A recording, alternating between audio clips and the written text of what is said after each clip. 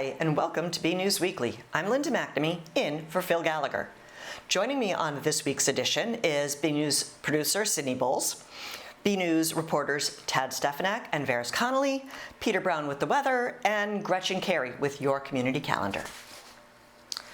One of the highlights of summer in Burlington is behind us, the annual July 4th parade. BNews reporter Varys Connolly was there and has this report.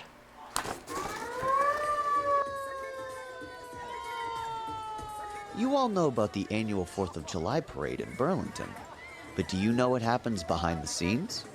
The vehicles used in the parade are all put together and organized by the residents of the town, showcasing their passion and sense of community on their floats. We're a nonprofit in town, and our main goal is to help families in need, often in a moment of crisis. We work a lot with a lot of the other nonprofits in town to kind of make sure that families have all their needs taken care of. Celebrating Independence Day and also hanging out with your buddies, doing a parade for the Shriners. It's a great cause and a wonderful opportunity to give back. We have this special fundraiser that we did this year to raise money with these pigs.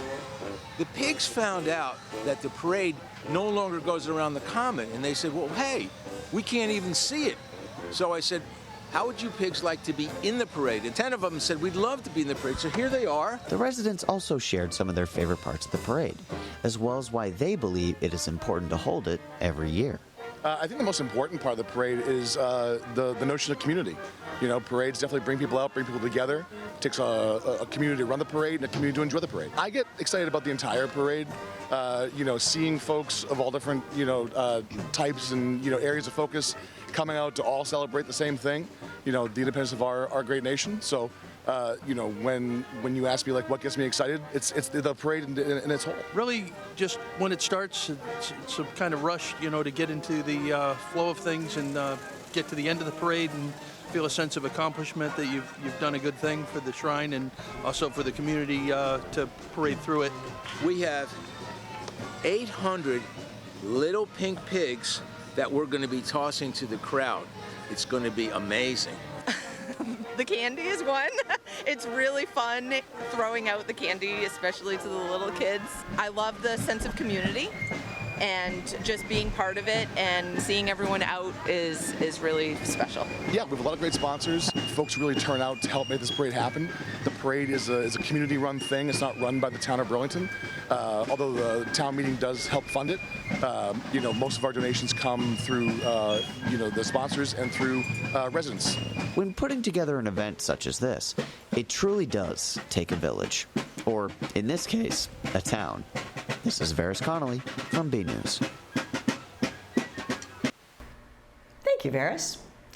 The Massachusetts Commonwealth Heroine Award goes to women across the state who do good work that too often goes unnoticed. Burlington resident and People Helping People Food Pantry manager Julie Lewis was a 2024 Heroine Award recipient and the guest of honor at a recent event at the Pantry. Sydney Bowles has more. It was an evening of good music and good company as People Helping People celebrated the volunteers who do important work in the community. Yeah, we just love for people to come into our food pantry and see really what we do. Get a little tour, really see the work in action, see the food on the shelves that we're giving out on a weekly basis, and just learn more about what we're doing. But it wasn't just any open house. Obviously, we're here to honor Julie Lewis. Julie was recently awarded a Commonwealth Heroine Award by State Representative Ken Gordon. The award acknowledges the unsung work of women across Massachusetts. It feels really good. It feels really gratifying to be recognized like this. But I'm also just really happy about the attention that it brings to the organization and the work that we're doing in Burlington. The award particularly acknowledged the Burlington Community Collaborative, which Julie brought together. It brings together the nonprofits in town with the the organizations that know about the need, like the first responders, Council on Aging, the Burlington Youth and Family Services, the churches, and so that we can hopefully, bring the response together with the need. We're extremely proud of Julie. I couldn't be more proud. She's a wonderful woman who gives her heart to everything and anything she does. I think it's wonderful, and hopefully it will help inspire people to see that, I could do that. From the Burlington Food Pantry, I'm Sydney Bowles. Thank you, Sydney, and congratulations to Julie. It's no secret that high-tech companies are a big part of Burlington's success. 2 of those companies were just acknowledged in a big way for their work reducing environmental impacts. Nth Cycle and Windesco, both located here in town, were on Time Magazine's 2024 list of top green tech companies, coming in at 84 and 86 respectively out of 250 firms. BNews reporter Ted Stefanak recently paid them a visit and spoke to their CEO.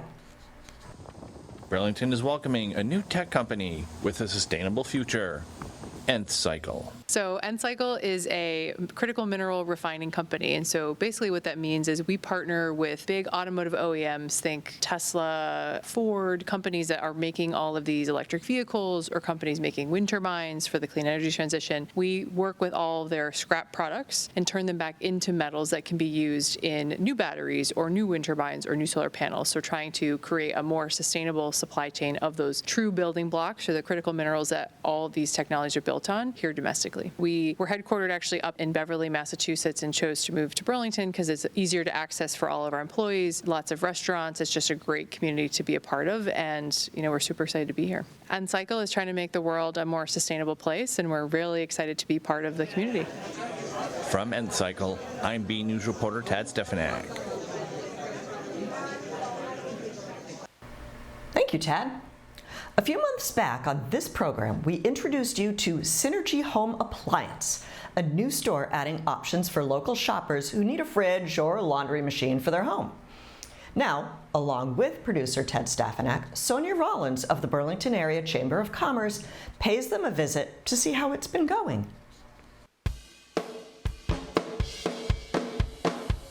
We are here with Ken Gillis, who is the president of Synergy. Ken, thank you so much for having us into your showroom. Thank you for coming. And I've been in the business 35 years, and this has been my dream to open, and I felt Burlington was the absolute only spot that I could open up a new store. It's very interesting because a new home gets built, and the appliances matter, right? So absolutely. When it comes to whether you're remodeling, the kitchen is one of the only spots that when you remodel it or construct a new kitchen, it adds value to the property. So kitchen appliances, it's the heart of the kitchen. It's where the family's time is all spent and where you make happy family memories. So the appliances play a key role in that, to really have you enjoy that family time within the kitchen. A lot of stores you go to, they're just going to want to sell you what they want to sell you. We want to listen, and we want to identify and help you and guide you into what you need to purchase for your home. What's the hot thing that people like to put in a new kitchen? Steam ovens. Really? No question. There's no question at all. Once again, it depends on the home. Steam oven, steam oven, steam oven. There's almost every luxury, not even just luxury, almost every kitchen that we send out has a steam oven in it. And then built-in coffee systems are really big. Steam ovens, coffee makers, high-speed ovens, that type of technology. We built this for the community. We want to dive feet first into this community and the surrounding communities, but we built this for the community, and we want everyone to come in and enjoy it and make it a really nice shopping experience. I love that. Welcome to Burlington. Thank you so much for having us. Thank you for having me. Absolutely.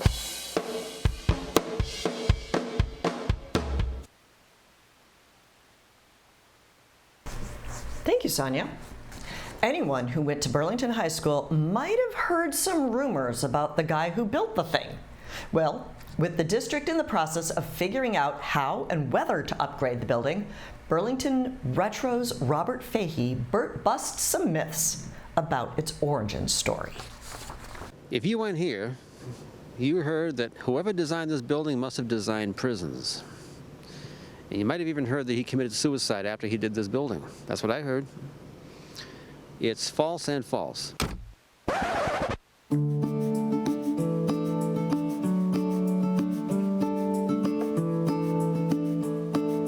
Actually, the architect was an ordinary guy named Earl Flansburgh. He had a firm in Arlington.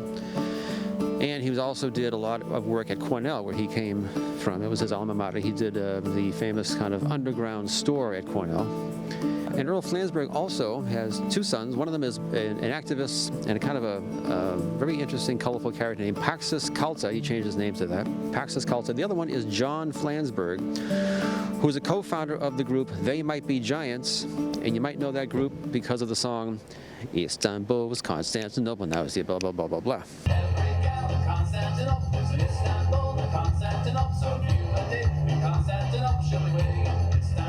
The guy in that group, his dad, did this building. That's the kind of boring, benign story behind the building.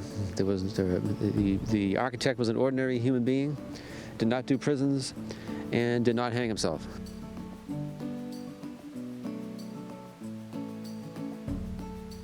This building is simply too much for people to handle. It's a brutalist building. That means it's designed in the late 60s when it was cool to be simply honest with architecture. You make a concrete brick and you don't adorn it or try to make it pleasant. You simply say, look folks, here's the building. It probably was considered kind of cool and modern at the time. And it was maybe considered the way things will be. So it was kind of avant-garde. That's what I'm guessing. But it seems like that pendulum has swung the other way, and this did not really take hold for very long.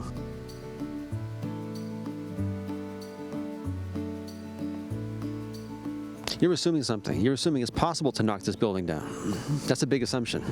So we'll see about that.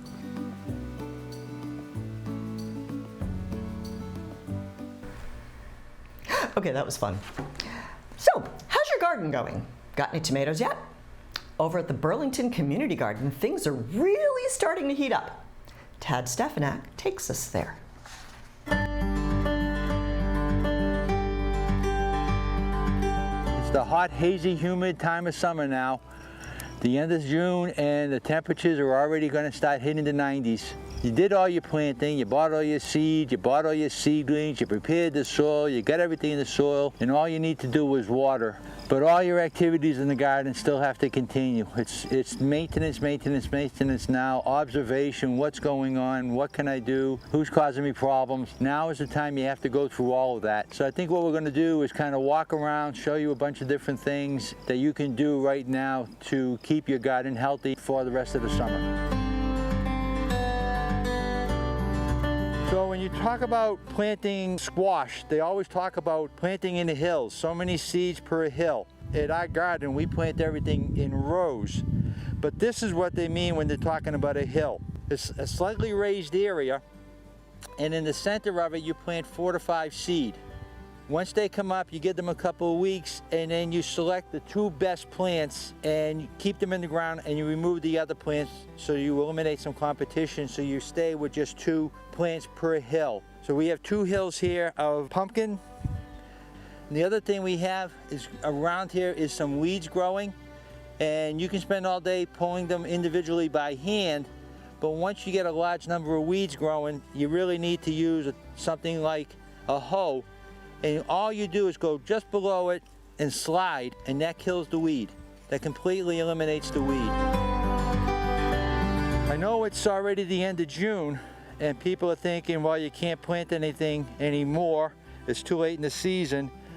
But there's still 112 growing days before our first scheduled or anticipated freeze when the plants will die. And I have a row here of butternut squash. These plants should be able to germinate, grow, and hopefully have more squash in the fall.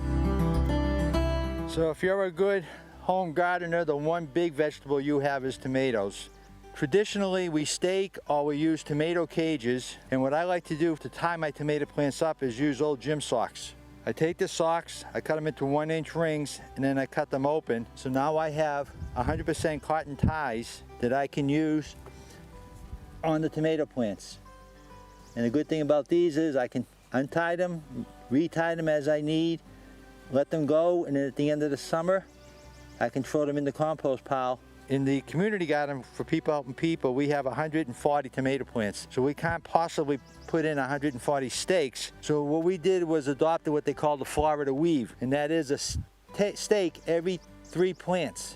So what we'll do now is we'll tie a string at 1 foot, 2 foot, 3 foot, go all the way across, and we'll pull the tomatoes into and between the string, and it'll twine up. And as these grow, we'll just keep inserting it into the string, and that'll keep them suspended, and that eliminates the need for so many tomato stakes. But no matter how organic your practices are, you still have to be aware that these bugs, if they get a foothold, are going to kill your plants.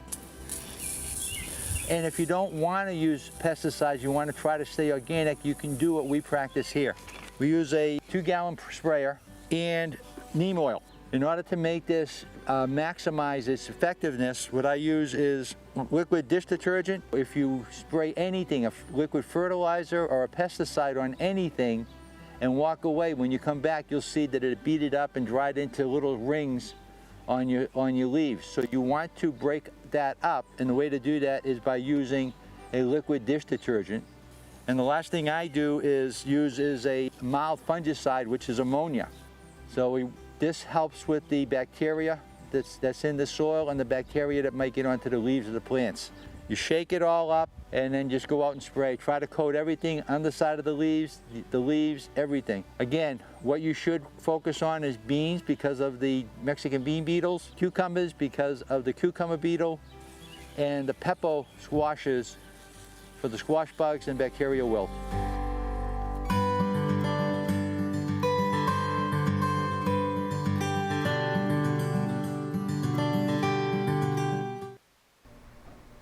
Thank you, Ted, and thank you, Peter. In our quest to bring you the stories of Burlington employees you might not hear from all that often, we're introducing you to Eileen Coleman, who served as Assistant Conservation Administrator for several years before recently taking on the top job. It's Who Works for Burlington? In our quest to bring you the stories of Burlington employees you might not hear from all that often, we're introducing you to Conservation Administrator Eileen Coleman. So I have degrees in biology and environmental science, and I actually my first job was as a science writer, and then I kind of moved into working in consulting. So I worked on the other side of the aisle. So I've been one of the people who actually create the permit applications that I'm now looking at from the other end. She's taking over for John Keeley, who worked for the town for 22 years. Well, John's been a really good mentor, so I had a pretty good idea of what I was getting into, and he's also been sort of gradually, I think, teaching me things as he's gone along in the past several months, so that by the time he retired and I stepped over here, I mean, there's still questions that I have, but I think I felt like I was in a pretty solid position. Eileen says her favorite thing about the job is the variety of things she gets to do. We do permitting, but we also do land management. So I'm inside at my desk, I'm dealing with the commissioners, I'm dealing with the public, I'm answering questions, I'm outside looking at sites, outside looking at conservation areas. There's always something different to do. She says she's got a lot to look forward to in the coming months, including a new staff member to fill her old shoes. Lucy will be starting with us next week, and she's got a great educational background, and she's going to be somebody that the members of the public are going to really enjoy. She's very personable, very outgoing. I'm looking forward to getting the hazard mitigation plan hopefully done. I'm looking forward to possibly making some changes to our regulations, which John Keeley's actually working on now as our sort of part-time consultant, switching some bylaws, hoping to create regulations under our bylaws. So I do have some plans and looking forward to just getting my teeth into it. And now you know who works for Burlington. Thank you, Sydney. Now, let's turn to Peter Brown for a look at the weather, and stay tuned for your community calendar with Gretchen Carey.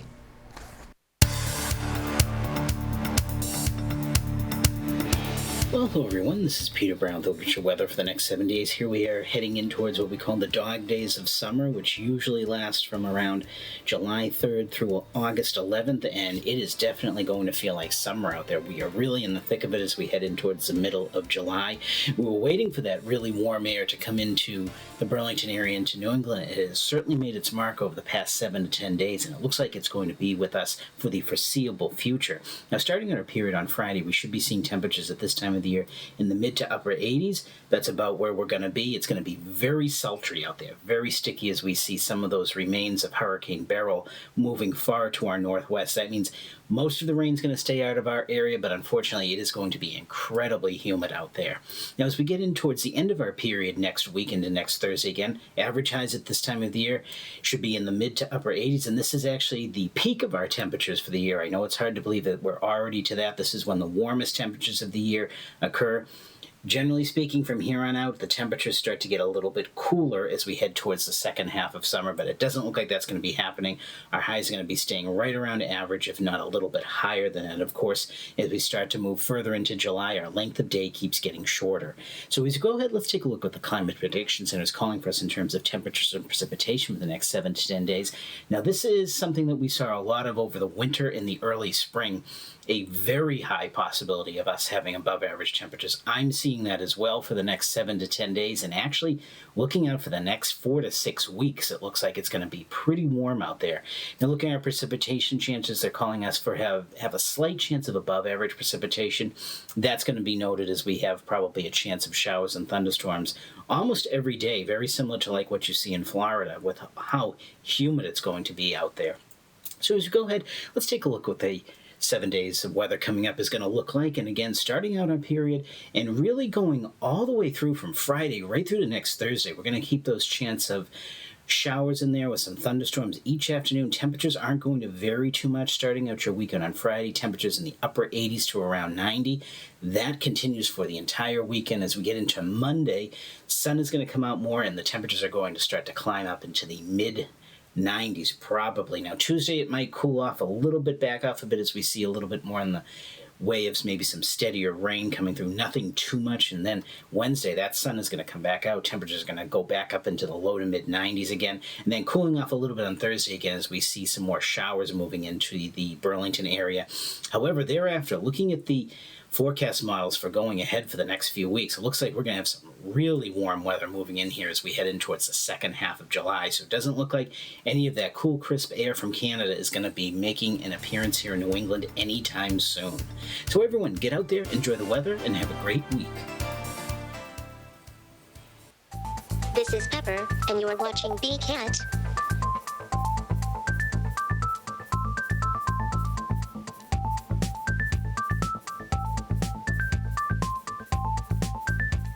Hey everyone, I'm Gretchen Carey, and this is your Community Calendar. On July 17th from 6 to 8 p.m., the Burlington Public Library will be having a pizza and movie night for teens entering grades 6 through 12. Pre-registration is required.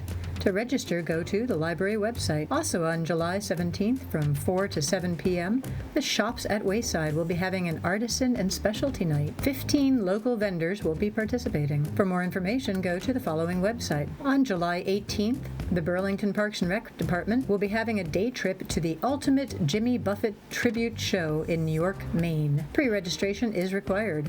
For more information and to register, go to the Rec's website. For more community calendar events, go to bcattv.org, burlingtonpubliclibrary.org, and burlingtonrecreation.org. I'm Gretchen Carey, and that was your Community Calendar. Gretchen, and thank you, Peter. And, as we always do, we're finishing up with a photo sent in by a member of our community. Evan McNamee sent in this image from a recent trip to Vermont and upstate New York. He says it's a cannon overlooking the lake at Fort Ticonderoga. Thank you, Evan. If you have a photo that you'd like to see featured here, email it to us at bcat@bcattv.org with the subject line, Photo of the Week. Well, that's it for this week's edition of BNEWS Weekly. I'm Linda McNamee.